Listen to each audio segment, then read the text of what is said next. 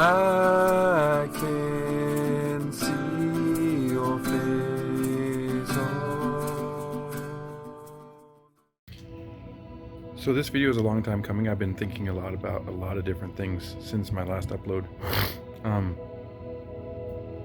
Just so much has happened. 2020 has been quite the year. Politically, COVID-19, a lot of those things.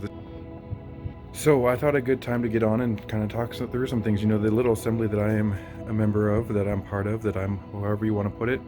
We are going through the book of 1 Corinthians right now, and we finished Romans last year, and I'm going through, and we're going through Corinthians. You've seen my sermon on 1 Corinthians chapter 3 on this channel, and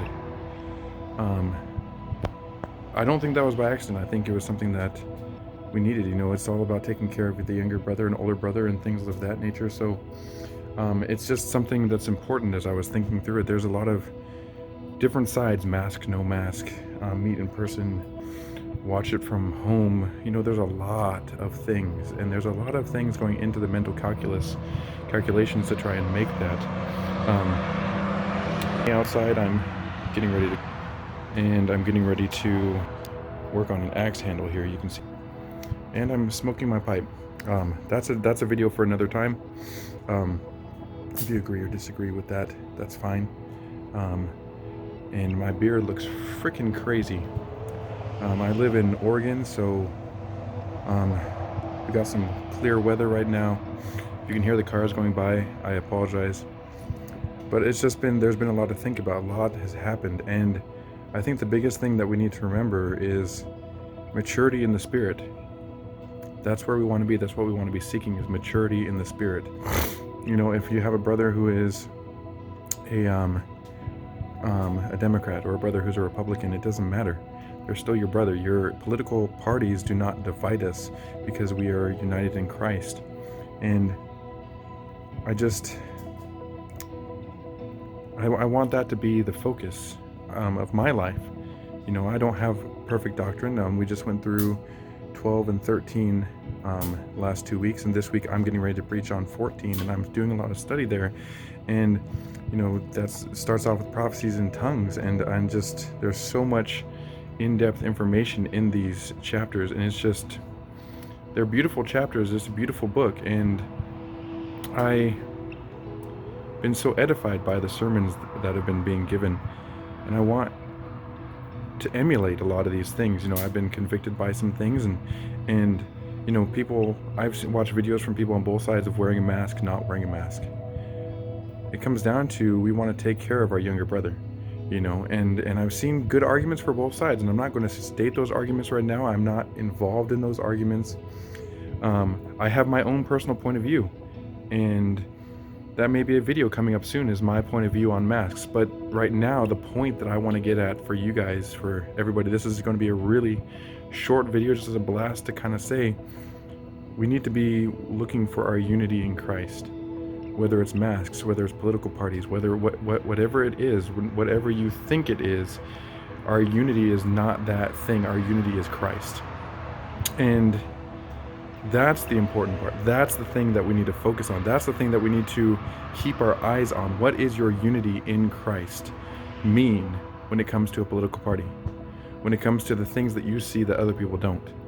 We had John Piper be very vocal about voting against Trump. We had other people being very vocal about voting for Trump. And do these things lead us to unity, or do they lead us to division, is the first question.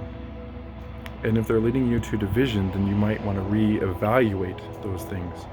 If they're leading you to greater unity, if you can do those things and be unified, then that's good. It's fine.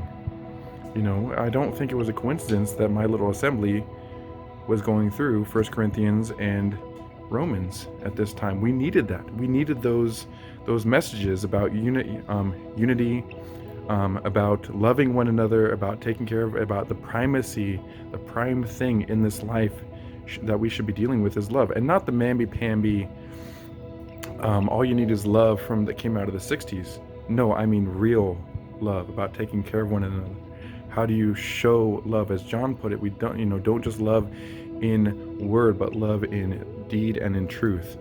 As James put it, if your brother don't just say to your brother, be warm and be full, but give him your cloak and fill his belly.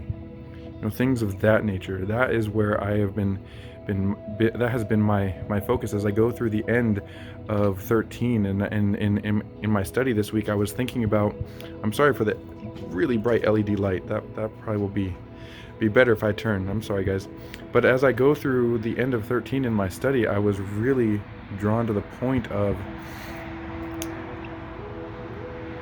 knowledge fades, prophecies fade, tongues will fade, but love never fades. And the question of why does prophecies and tongues and knowledge, why do all these things fade, and why is love the one that won't fade?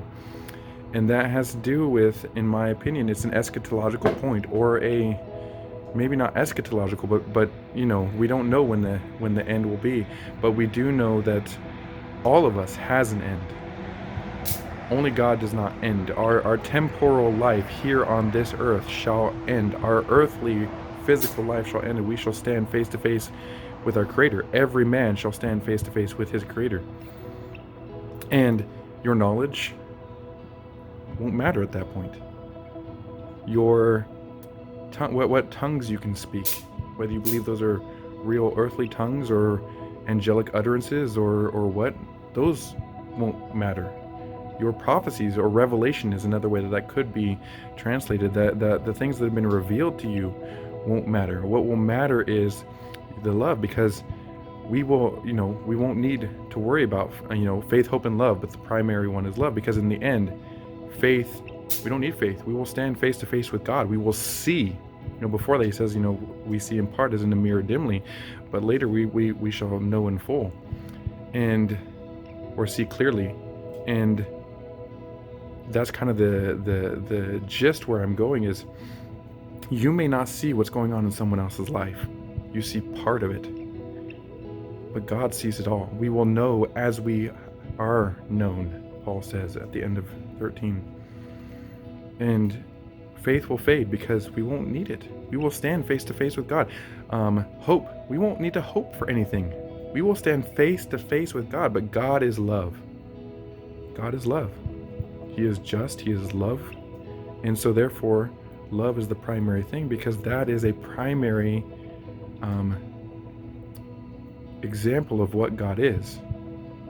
He is the only perfect, loving, just, omniscient, omnipotent, omnipresent, completely sovereign being, our triune God. And so that is kind of where I've been putting my focus is how do I show that love to people? Do I show it by arguing with them because I think their doctrine is slightly wrong? Do I show it by fighting over politics because I think they're wrong on politics? I've heard from people's mouths when they say,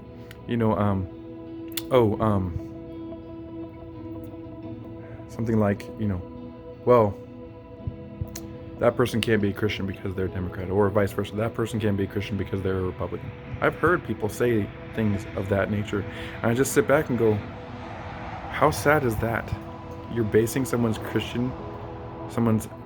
faith in God on whether or not they are following the right political party. It's sick. That's not what a Christian worldview is. But yeah, so that's kind of where I've been sitting with this whole political thing, dude. Our faith, it comes back to the whole Ravi Zacharias issue comes into it too. There's been a lot of people who've been hurt, and we kind of have the same thing. Our faith is not in people. Our faith is in God. Our faith is based in God. Now, Ravi Zacharias did some things that were horrible. I am not going to let him off the hook for that, though he's dead now, so I'm not the person that's in charge of that. I leave that up to God. Do I know whether or not he was a Christian? I'm not comfortable making that statement about anyone except for myself. I know I am a Christian. His life, his hidden life, showed some things that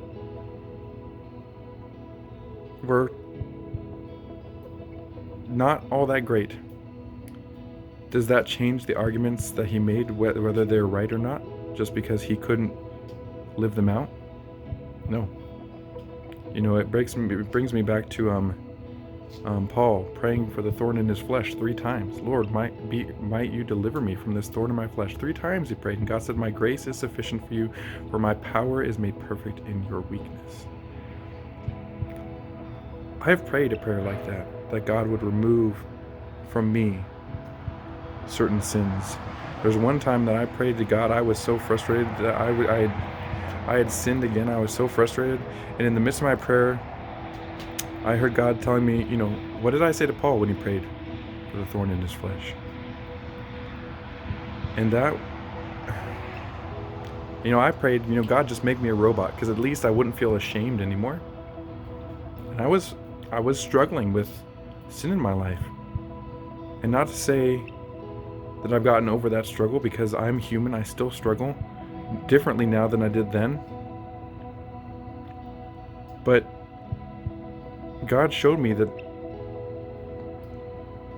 the forgiveness doesn't mean I keep sinning, but I can take solace in the fact that God's working through me to grow me, to conform me to the image of His Son, to bring me from glory to glory.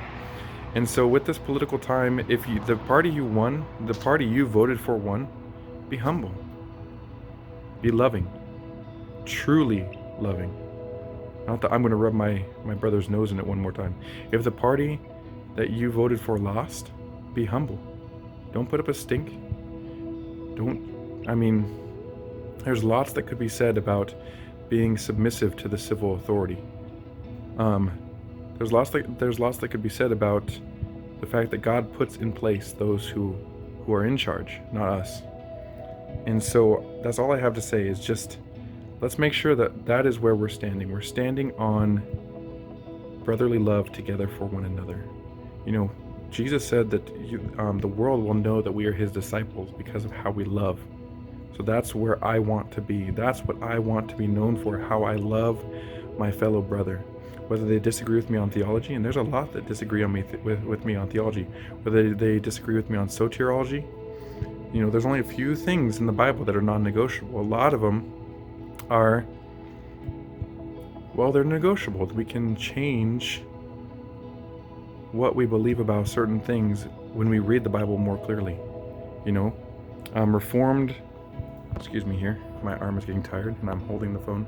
Reformed soteriology versus more like Arminian or Provisionism or something like of that nature.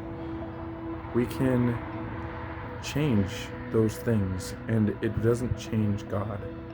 We can work through our salvation, work out our salvation, and it doesn't change God. We know in part now. No one has perfect knowledge. No one has perfect, full knowledge of everything. We only know in part. And because we're imperfect, I only know in part, and I'm willing to be open. I am willing to be challenged on what I know, because it makes the precious stones, the gold, silver, and precious stones shine brighter, and it pulls away the hay, wood, and stubble from my beliefs. So that's what I wanted to point out today. Just be open and clear in what you believe, and make sure that we're falling back on love as the primary thing. As always, I'm hoping that we'll have more of these videos. 2020 was a rough year. I'm hoping to get back on a more regular schedule of putting videos out, and I'm got a lot of my preaching collected, and I'm hoping to put those up on the YouTube channel. Some of them are not politically correct, but as I stated at the end of one of my sermons to one sister, I don't want to be politically correct. I want to be biblically correct. So if they get my YouTube channel removed, so be it. There's political movement there that may hurt me, but all for the glory of God. Okay, you guys, I pray that this has helped you to believe in something better. And until next time, give me if you like this video, please give a like and subscribe. And I'm praying that you would be brought into full knowledge of the wonderful relationship that you get to have with your Creator.